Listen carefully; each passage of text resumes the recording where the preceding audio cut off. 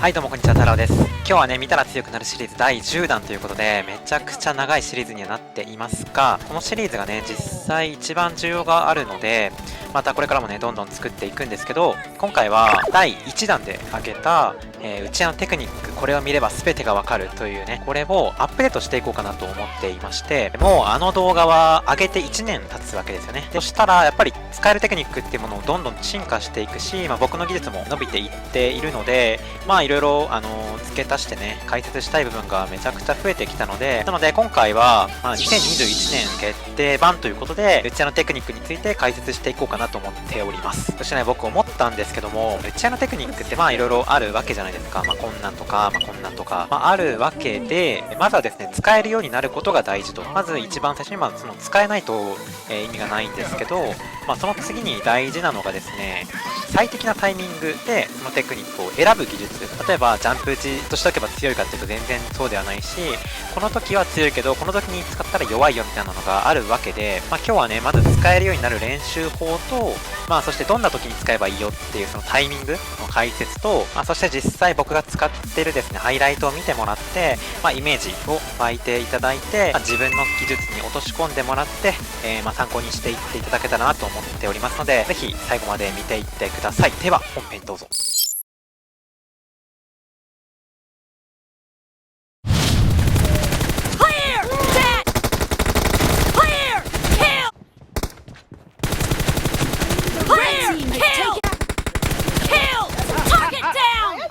はい、今実際に見ていただいたんですけど、こういう風にね、スコープを覗いた状態で瞬時にエイムを動かして、敵を倒していくようなテクニックのことをフリック打ちとか、フリックショットっていう風に言います。これはですね、PUBG において、敵がこっちを見ていなくて、こっちが一方的に撃てるような状況の時によく使うテクニックです。敵に気づかれていないので、避けたりとか動いたりせずに、とにかく早く敵を倒すことに特化したテクニックですね。ただですね、難易度がすごく高い割に、あまり使用頻度は高くないので、おすすめ度としては結構低めですが、一方的にですね、打てるときにもう2ダウンとか3ダウンとか一気に取れたりするので、そういう風に通れると結構アドバンテージとしては大きいので、練習しておいて損はないテクニックではあるのかなと思います。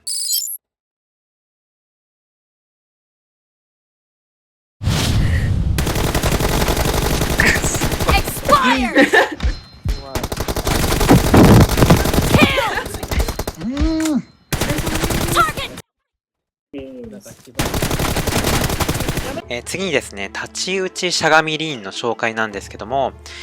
これはとにかく強いです。ただですね、ある条件が揃わないとできないテクニックではあって、その条件さえ満たせば、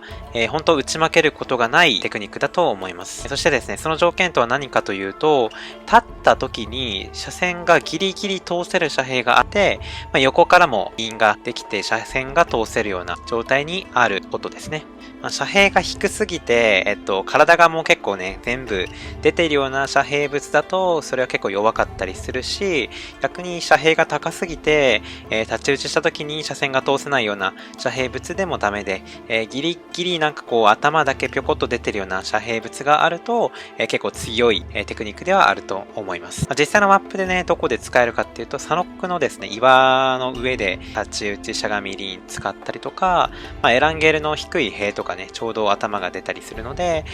その時に、太刀打ちしゃがみリーン使ったり、結構ですね、探せばいくらでもあるような条件ではあるので、使う場面はちょくちょくあります。ただですね、今回、紹介するテクニックの中でも一番と言っていいほど難易度は高いので、結構ですね、しっかり練習しないとなかなか習得は難しいテクニックではあるかなと思います。これから練習方法もね、紹介するので、そちらも参考にしてください。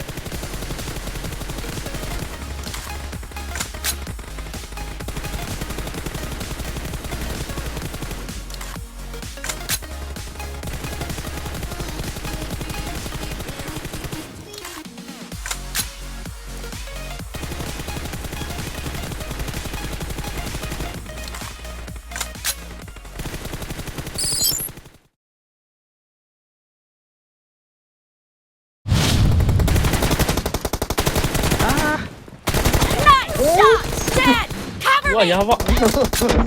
ば。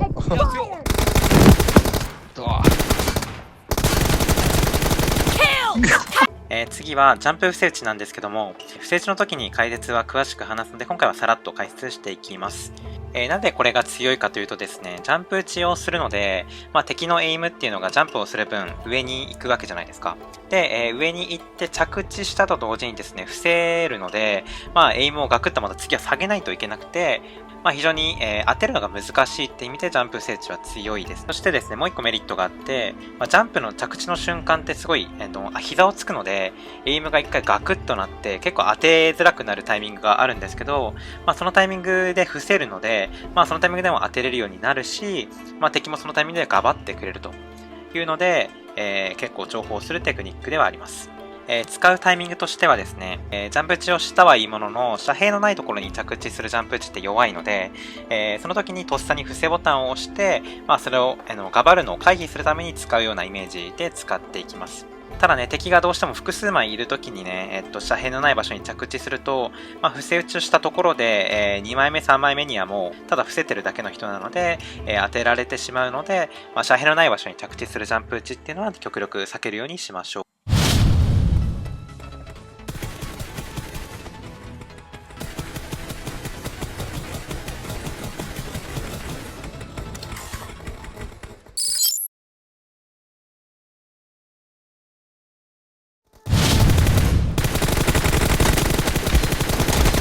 For a base.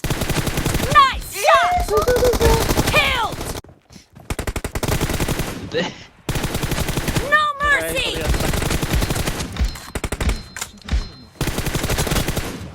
はい、じゃあ次はね、決め打ちなんですけども、決め打ちはめちゃくちゃ奥が深いテクニックの一つです。敵がね、見える前から先に来るのを予測して、先に撃っておくことですよね、と思われがちなんですけども、決め打ちはですね、撃つ場所だったり、体の出し方だったり、撃つ弾の数だったり、決め打ちを打っていいポジションだったりとか、そもそも決め打ちには引きの決め打ち、攻めの決め打ち、待ちの決め打ちって3種類あるよとか、いろいろですね、知っておくべきことっていうのがたくさんあって、しかもですね、結構解説しようとしても結構言語化が難しいものばかりで、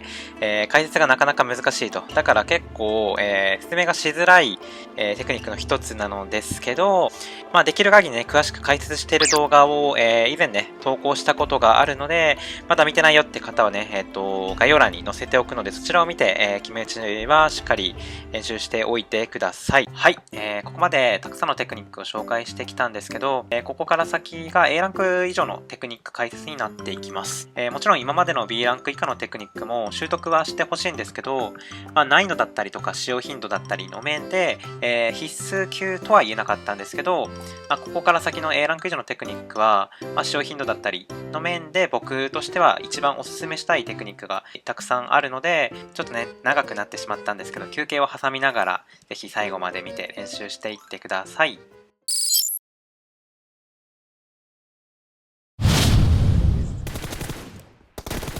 どういうことですか？俺そんな主張したことあった？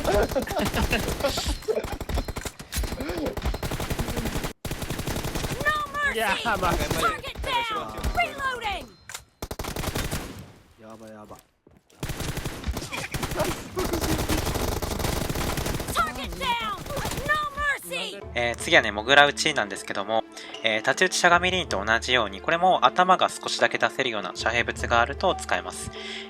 しゃがみと太刀打ちをぴょこぴょこ交互に繰り返すので、相手からするとめちゃくちゃ当てづらいテクニックです。これはですね、エランゲルの屋根上とか、ミラマーの山の稜線ファイトとかでもいろいろな場所で使うので、使用頻度が高いかつ強いので、結構必須級のテクニックにはなってきます。これはね、太刀打ちしゃがみリーンよりも難易度はそんなに高くはないので、ぜひ練習して、使えるようになっておいてください。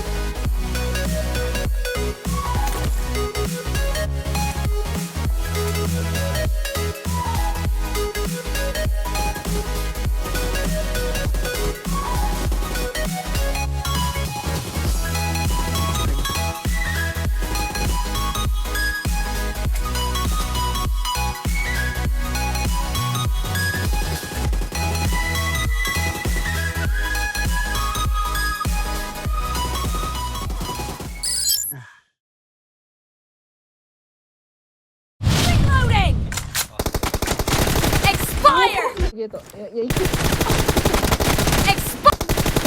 Target down! No! Nice shot! 早すぎんだけど、今。はい、次はね、ジャンプ打ちなんですけど、ジャンプ打ちは一歩間違えると弱いテクニックにもなり得る、ものなので注意が必要です。例えばですね、前方向のジャンプ打ちは弱いとか、遮蔽のない場所に着地するジャンプは弱いとか、あとはエイムアシストが切れるので当てづらくなるとか、などなど、使用していれば強いというわけではなく、ちゃんとした条件が必要になってくるテクニックの一つです。強いジャンプと弱いジャンプについてや、練習法については、こちらも別の動画で解説はすでに、しているので、まだ見てないよって方はね、それを見て、練習してみてください。Blue team is leading as domination. はい、じゃあ次はね、多分聞いたことがないテクニックだと思いますが、マチレレレというテクニックについて解説していきます。マチレレレというのは、敵が詰めている足音が聞こえていて、もう、引くことができない位置にいるときに使うテクニックです。なので、相手の姿が見える前にレレレをしておいて、待っている状態でレレレをすると。そして、相手の足音を聞いて、遮蔽の際にですね、エイムを置いておいて、若干決め打ち気味に打って、不利な状況っていうのを、イーブンぐらいに持っていくようなテクニックです。難易度としては普通のレレレ打ちとそんなに変わらないので、そんなに難しくはないんですけども、使うタイミングが、わからなくて使っていない人が、非常に多いテクニックなので、ぜひ今回の動画で知って練習して使ってみてください。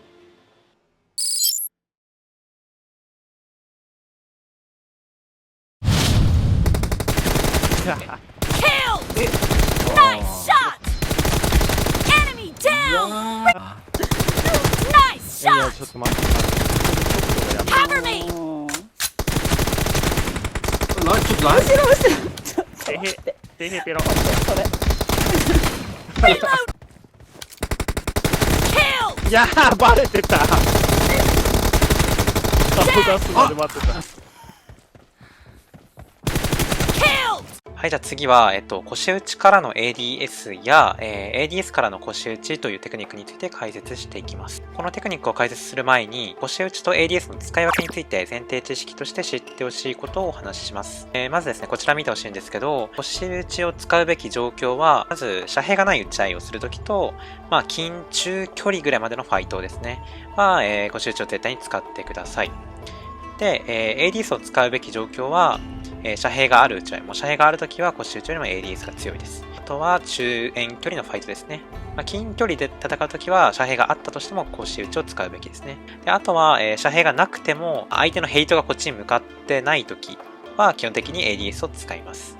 弾を避ける必要がないので、より精度の高い腰打ちを使うべきという風な話ですね。そしてですね、この状況が戦闘中に瞬時にね、切り替わるときがあります。例えば、こっちを向いてるだろうと思って腰打ちから出てですね、腰打ちから入ったけど、全然こっちを見てなくて、他の仲間の方に打ってるという時に腰打ちでずっと打つよりかは、倒すスピードが速い ADS に切り替えた方がいいと。なので、腰打ちから入ったけど、こっち見てないから途中に ADS と切り替えたりとか、遮蔽のない場所で、腰打ちで打っていたんですけど、遮蔽が近くにあって、腰打ちをしながら隠れることができたと。で、隠れたと同時に途中で、隠れたのに途中、ずっと腰打ちするよりかは、隠れた瞬間に頭1個だし、リーンだったりね、頭1個だし、タッチ打ちだったりっていうのに切り替えて、腰打ちから ADS に切り替えるだったり、逆に、遮蔽の裏で打っていたんですけど、ADS して打ってたんですけど、相手がね、近づいてきて、近距離になった時に腰打ちに切り替えたりとか、さっきね、話した条件っていうのは戦闘中にいくらでも切り替わるので、ずーっと ADS をしたりとか、ずーっと腰打ちをしてる人が結構多いので、そちらをね、条件をしっかり変わったなと思ったら、切り替えるように注意してください。今 ADS すべきか、腰打ちすべきだったのかっていうのがわからないよって方はね、とりあえず、遮蔽のないところは全部腰打ちで、遮蔽のあるところは ADS。これを覚えておけば基本的には大丈夫だと思います。ぜひね、条件をしっかり理解して、腰打ちと ADS の使い分け、切り替えがしっかりできるように練習してみてください。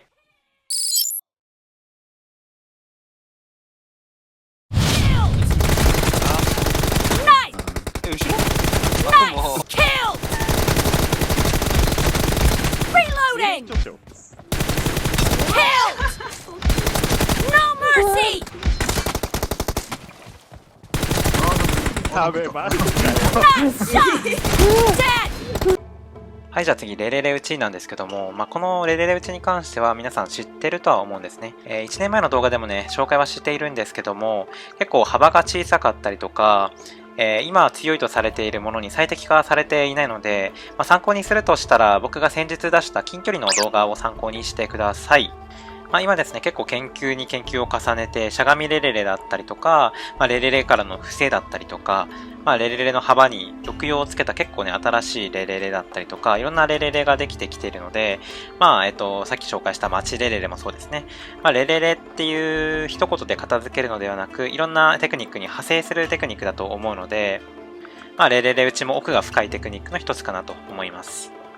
でね、レレレ打ちは相手の球を避けるテクニックではあるんですけども、レレレをしながらね、ピタッとエイムを合わせて、前段ヘッシュを狙ったりとか、これに関しても繰り返し練習することが大事なので、練習法はね、近距離動画の、方で解説をしているので、そちらを見てね、スタンプ打ちやってみてください。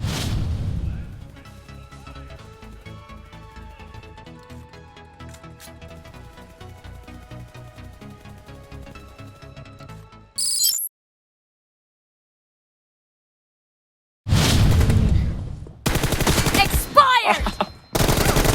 Nice shot! No reloading! No mercy! Clear! Kill! やべ。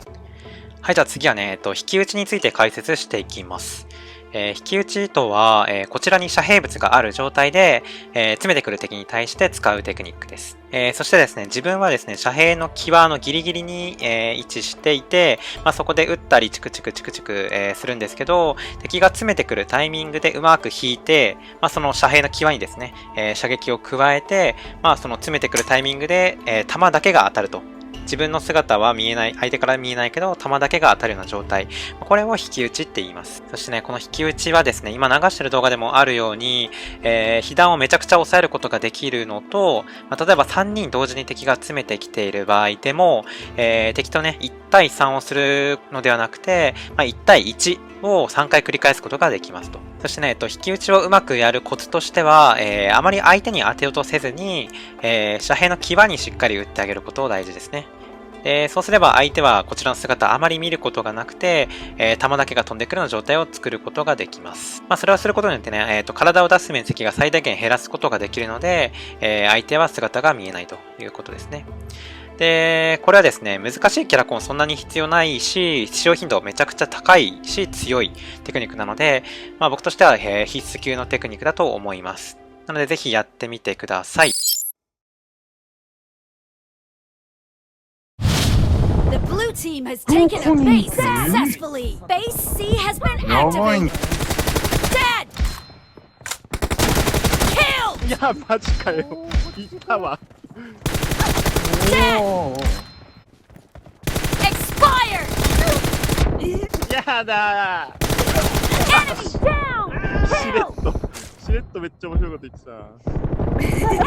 はい、じゃあ次は伏せ打ちについて解説していきます。今の PUBG モバイルでは、伏せのタイミングでほんの一瞬だけダメージが取らなくなる無敵状態のような瞬間があります。前より確実に伏せ打ちが強くなっているのは明らかなので、絶対に使った方がいいテクニックだと思います。そしてですね、伏せ打ちもですね、レレレ打ちと同様に、合わせ技が強くて、今回紹介したジャンプ伏せ打ちの他に、引き打ちと伏せ打ちを合わせた引き伏せ打ちだったり、レレレ打ちと伏せを合わせたレレレ伏せ打ちなど、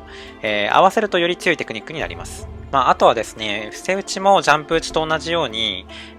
使うタイミングが非常に重要で、ただ使えば強いっていうわけではないです。じゃあどういう状況で使えば強いかというとですね、すごく言語化が難しいテクニックだと思っていて、相手が一瞬ですね、こちらの姿を見て、立っている状態のこちらの姿を見て、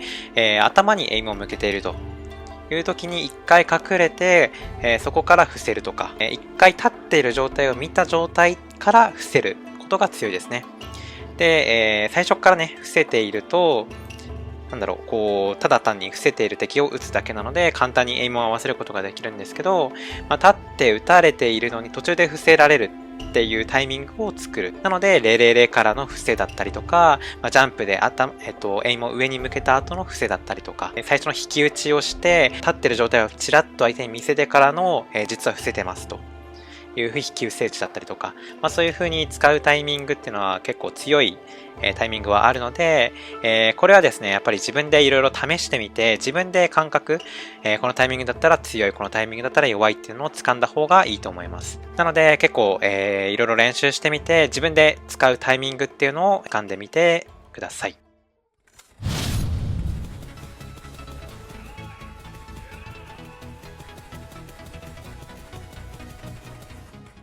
はい、テクニックの解説は以上です。いかがだったでしょうか？多分ね、全然使ってないテクニックがいくつかあったんじゃないでしょうか。この動画を見るだけで満足するのではなく、必ず練習して実践で使ってみてください。多分ですね、最初はたくさん失敗すると思いますけど、みんなそれを繰り返して強くなったと思うんで、とりあえずね、チャレンジしてみることが大事だと思います。そしてですね、テクニックをできるようになっただけで満足してはいけません。テクニックがね、うまくできるようになって、たくさんの引き出しが作れたら、冒頭で話したようにね、最適なタイミングで、そのたくさんの引き出しの中からテクニックを選ぶ。これをしないといけません。でね、やればやるほど、こういう状況ではこのテクニックを使うといいとか、こういう状況ではこれを使おうとか、そういう風なのが自分の中で、どんどん構築されていくので、とりあえずね、習得したテクニックをどんどん自分で実践していくことが大事だと思います。はい、じゃあ最後にお知らせがあります。僕はですね、PUBG を上手くなるために希望者にレッスンを開いていて、マンツーマンで教えさせていただいてるんですけども、どうしてもね、やっぱマンツーマンだと時間が足りないと。で、あとその分ですね、やっぱコストも高くなってしまうので、今回ですね、集団レッスンを開講しようと思っております。まずは、応募いただいた方の中からレベル感をヒアリングさせていただいて、レベルに合った人同士で4から8人ぐらいのグループを作らせていただいて、週に1回、月4回ですね、レッスンをさせていただこうと思っております。毎月更新なのでね、気軽にできるとは思うんですけども、そんなに安い金額ではないので、概要欄のリンクにある応募フォームの詳細をしっかり読んで、問題なければそのまま応募をお願いいたします。そしてね、質問がある場合は、僕の Twitter の DM まで質問をしてください。個人レッスンもね、まだ要望があれば少しなら、お引き受けすることができるので、こちらもね、DM の方で問い合わせください。今回の動画はね、めちゃくちゃ編集に時間がかかってるので、ぜひね、何回も見て繰り返し練習をして、よかったらね、フレンドの方にもおすすめしていただけると幸いです。僕のチャンネルでは、こういった上手くなるコツだったりとか、練習法をこれからもどんどん上げていくので、チャンネル登録、高評価よろしくお願いします。それではまた次回の動画でお会いしましょう。じゃあね。